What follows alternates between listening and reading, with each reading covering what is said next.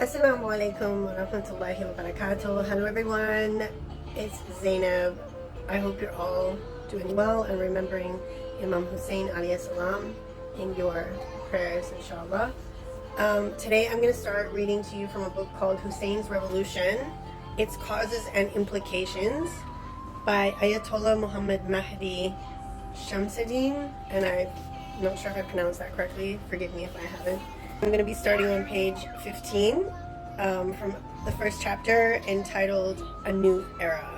And I'm not starting from the actual beginning. I'm starting from the second paragraph. Okay, in the name of Allah, most gracious, most merciful, all praise belongs to Him, and peace and blessings to Prophet Muhammad and his pure family.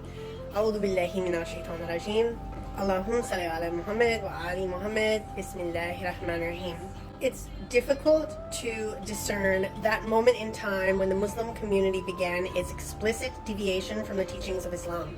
But we can see that this transformation is quite clear during the second half of the reign of Uthman, the third caliph. It is natural that a number of events would make way and create the foundation for a new trend in society. This new trend was created by the interaction between society and its rulers and leaders at the time. We must, if we are to present a comprehensive and objective analysis, go beyond these phenomena and study the roots of their emergence. These roots lie in the actions of the community, and especially those leaders who made history during that era. We study here the nature of the events and their mechanics. We study their contributions to the creation of this new trend in Islamic society. But we do not make any moral judgments on the men who made this era or the actions that changed history. Our goal is to discover the social and human circumstances that paved the way for the revolution of Imam Hussain, because we believe that this revolution, like all other important social events, was not the result of momentary passions. It was rather a consequence of the social circumstances that preceded it. And if we were to give a general list of the phenomena that drove these developments during the rule of Uthman, we would find them to be many. But the most important of these are perhaps the following three. Number one, Saqifa, its logic, the logic of Saqifa. Number two, Omar's standard in allotting and rationing public wealth, Omar being, of course, the second caliph.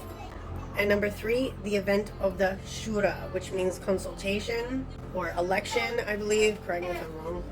Okay, so let's discuss each one of them in turn, starting from number one, the logic of Saqifa. Saqifa being the first election. It wasn't really an election because not all of the candidates were present.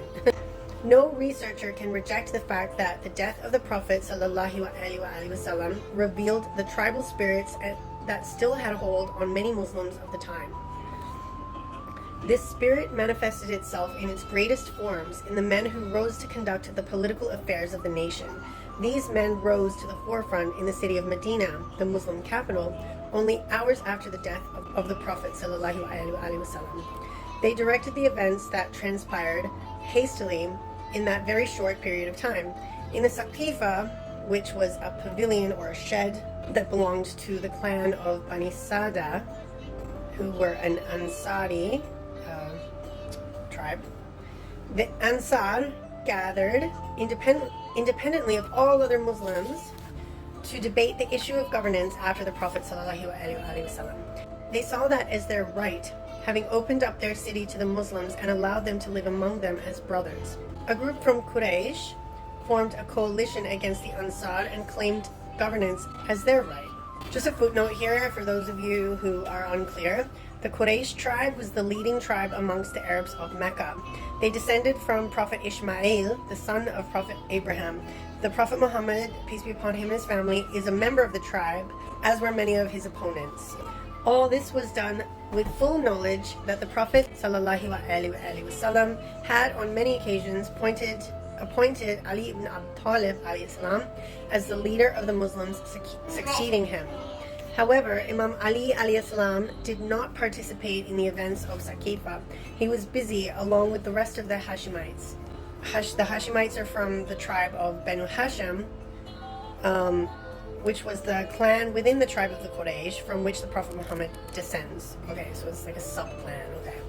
He was busy along with the rest of the Hashemites and a few of the Ansar with the funeral and burial rites of the Prophet, peace be upon him and his family. However, the typhoon of events combined with the race of these political factions to seize the opportunity that was created by the overwhelming shock that the Prophet's death created had its toll on the community, and it quickly forgot the Prophet's, peace be upon him, appointment of Imam Ali alayhi salam as his successor. Omar provided a number of excuses for these decisions in a number of conversations with Abdullah ibn Abbas.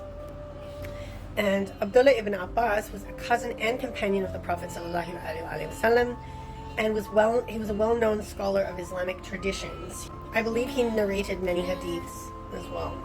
The caliphs of the Abbasid dynasty traced their lineage back to Abbas, hence their name Abbasid. Abbas was the Prophet's uncle, and specifically to Abdullah ibn Abbas, the Prophet's cousin.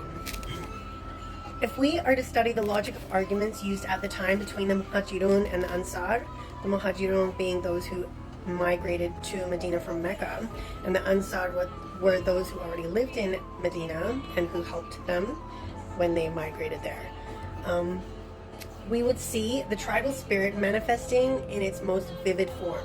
The monologue of Abu Bakr raised the deep animosity between the tribes of the Aus and the Khazraj, the two major tribes of the Ansar. Stay tuned for part 2 coming up next. Until then, stay